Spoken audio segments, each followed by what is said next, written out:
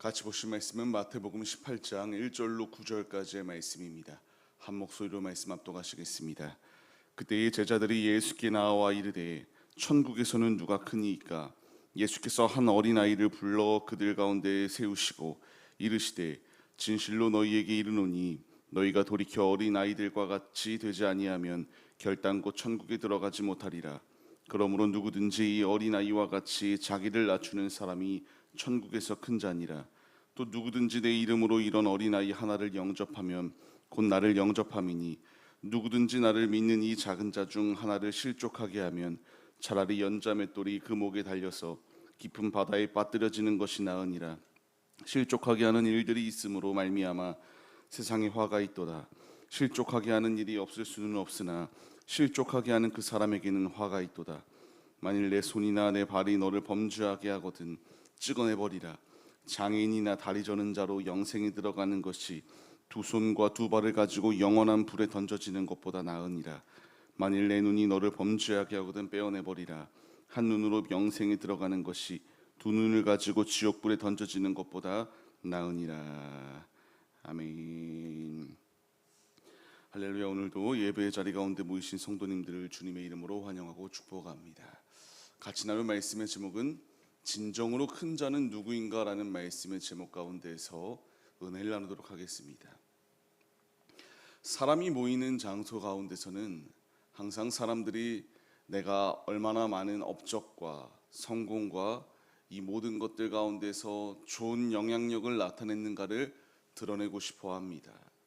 내가 겸손히 한 것을 숨기기보다는 내가 이러이러한 일들을 했으니 너희들은 나를 칭찬해라, 나를 칭송해라, 이렇게 끊임없이 요구하는 시대를 우리가 살아가고 있습니다. 우리의 삶의 자리 가운데서 필요한 것은 내가 잘하였다, 내가 이만큼의 능력과 영향력을 가지고 있다, 이것을 나타내는 것이 우리의 주안점을 가지고 살아가는 삶의 모습이 아님을 우리가 잊지 말아야 해요. 우리가 한때 주식이 폭등했을 때가 있죠. 이때에 남녀노소 어디가 되었던지 간에 식당이가 되었던 카페가 되었건 항상 자신들의 수익률이 어느 정도로 올랐다라는 것을 자랑했던 때가 있습니다. 결국 그 자랑했던 것을 이렇게 자랑하는 이유가 무엇이겠습니까? 내가 이만큼 열심히 노력하고 잘해서 이렇게 좋은 성과를 내었다라는, 결국에는 자기 과시용밖에 이 모습이 되지 아니함을 우리가 잊지 말아야 해요. 오늘 말씀을 보시게 되면은 제자들은 분명히 알았어요. 이제 하나님 나라에 들어갈 그 순간이 분명히 도래할 터인데 누가 예수님의 오른팔이요 왼팔이요 이 천국에 들어갔을 때의 큰 자가 누구일 것인가에 대하여 논의하기 시작합니다. 자신들이 분명히 하나님 나라에서 요직 가운데에 놓여 있고자 하는 마음이 분명히 있었거든요. 이때 예수님이 말씀하시는 게 무엇입니까? 어린아이와 같이 되어야 된다라고 말씀하세요. 어린아이 같지 아니하면은 결단코 천국에 들어갈 수가 없다. 자기를 낮추는 사람이 천국에서 큰 자이다라는 것을 분명히 말씀하십니다. 우리가 이 말씀에 반응해야 돼요. 이 세대는 내가 겸손히 낮추기보다는 더 드러내고 내가 이만큼의 일을 했다라는 것을 인정받고자 하는 게 살아가는 모습이기 때문입니다. 그런데 예수님이 원하시는 것은 어린아이와 같이 겸손히 이와 같은 모습으로 섰을 때에 가능한 것이다라는 것을 말씀하시고 계세요. 복음은 우리에게 삶의 방향성을 바꾸라고 말씀하십니다. 세상은 성취욕과 성공욕을 가지고 살아가거든요. 하지만 복음이 말하는 우리의 삶의 방향성은 이런 세속적인 것이 중요한 것이 아니라 주의 말씀을 붙들고 삶을 살아내는 것이 필요하다라는 것을 우리에게 분명히 말씀해 주세요. 천국은 나의 공로로 들어가는 것도 아니고 내 자랑으로 들어가는 것도 아닙니다. 오직 우리가 자랑하고 높일 것은 예수님밖에 없다라는 것을 분명히 말씀하세요. 고린도전서의 말씀을 보게 되면은 우리가 받지 아니한 것이 어디 있겠습니까? 다 주님께 받았는데 어찌 내가 행한 것처럼 스스로 이 일들이 내 노력과 내 업적이다라고 자랑할 수 있겠느냐라는 것을 이렇게 말씀하시고 있습니다. 우리는 이 말씀을 마음에 새겨야 돼요. 천국에서 큰 자는 내 공로를 의지하여 나가는 자가 아니라 겸손히 주님을 의지하는 자가 이와 같이 큰 자이다라는 사실을 우리가 잊지 말아야 돼요. 주님께서 이 어린아이와 같이 낮아짐의 자리 가운데로 나오라 말씀하시는 것처럼 우리도 주님만을 붙드시기 바랍니다. 왜 어린아이가 천국에 들어갈 수 있다라고 이렇게 말씀하시는 것일까요? 그가 자신의 힘으로 아무것도 할 수 없기 때문에 자신이 붙들 것은 주님밖에 없음을 고백하며 나아가잖아요. 우리 자녀들을 보게 되면은 부모를 의지합니다. 부모가 자신들에게 있어서 가장 큰 자다라고 여기거든요. 자신의 보디가드가 되어주기도 하고요. 때로는 나의 친구가 되어주기도 하는 이 부모, 이 모습 가운데서 의지하며 나아가는 이 자녀들의 모습과 같이 주님이 우리에게 원하시는 것은 주님밖에 없음을 시인하며 교만과 우리의 삶의 자리 가운데서 스스로 할 수 있다라고 하는 이 완악한 마음들이 아니라 주님이 없으면 안 된다라는 고백을 가지고 주의 자녀들이 주님께 매달리며 나아오길 원하고 계십니다. 우리가 이 분명한 말씀을 마음에 새겨야 돼요. 그렇기에 주님께서 우리에게 분명히 천국에서 큰 자의 모습이 무엇인지에 대하여 계속하여 말씀하세요.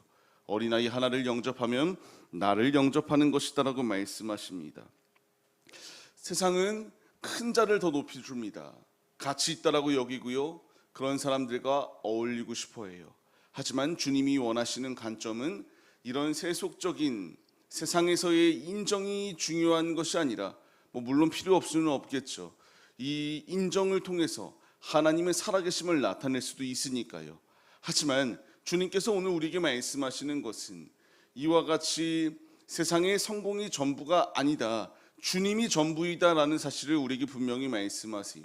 세상은 돈이, 성공이 인생의 성공의 이런 잣대가 됩니다. 하지만 주님이 우리에게 말씀하시는 참된 성공의 기준은 예수 소유하고 겸손히 주님 안에 거하고 있는가 아닌가로 나눠지고 있다는 사실을 우리 마음에 새겨야 됩니다. 주님은 약한 자까지도 홀데이 대하지 말고 섬기라고 말씀하십니다. 우리 주위에 연약한 자가 얼마나 많이 있습니까? 우리가 연약한 자와 어울리기보다는 나보다 더 나은, 우리가 더 뭔가 영향력을 받을 수 있는 이런 사람들과 어울리기를 원하고자 하는 마음들이 분명히 내재되어져 있거든요. 하지만 주님이 말씀하십니다. 소외하는 것이 아니라 사모하며 겸손히 섬김의 자리로 나오라라고 말씀하세요. 예나 지금이나 어린아이들은 연약한 존재예요. 보호가 필요한 존재입니다.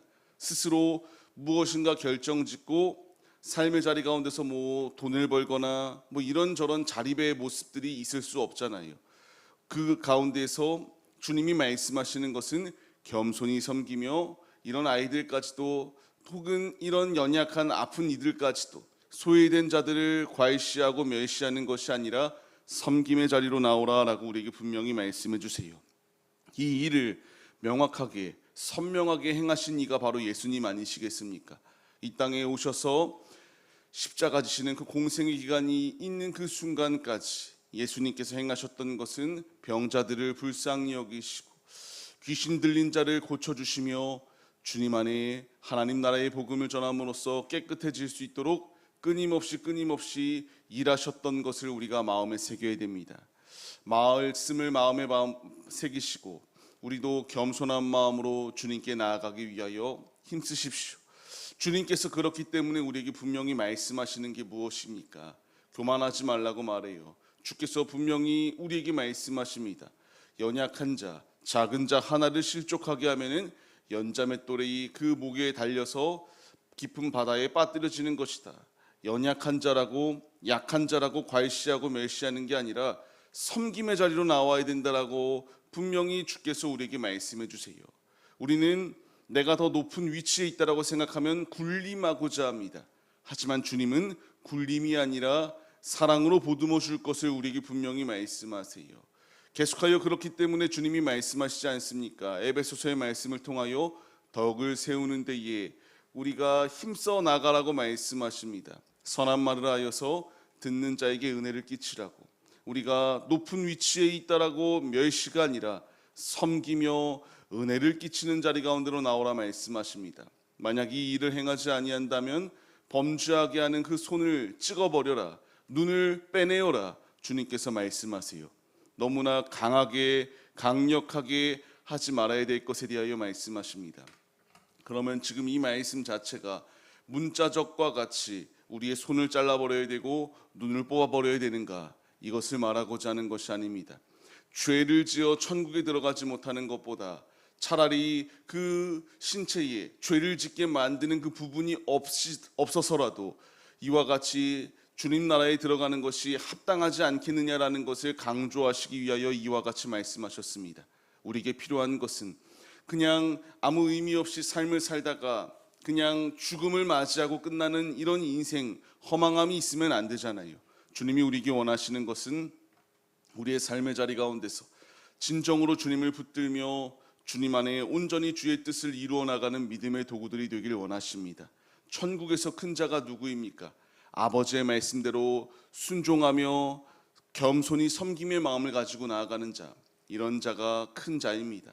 우리도 어린아이와 같이 나는 주님이 없으면 안 됩니다라는 거룩한 결단과 고백을 가지시고 오늘의 삶의 자리 가운데서 내가 이만큼 행했다, 내가 이만큼 업적을 세웠다, 이런 교만한 마음들은 내려놓으시고 아버지가 없으면 나는 아무것도 아닙니다, 아버지가 있어야 됩니다, 거룩한 결단과 고백을 가지시고 오늘 하루도 믿음으로 주님 안에 온전히 승리하시는 믿음의 용사들이 우리들의 모습이 되시기를 주님의 이름으로 간절히 축원합니다.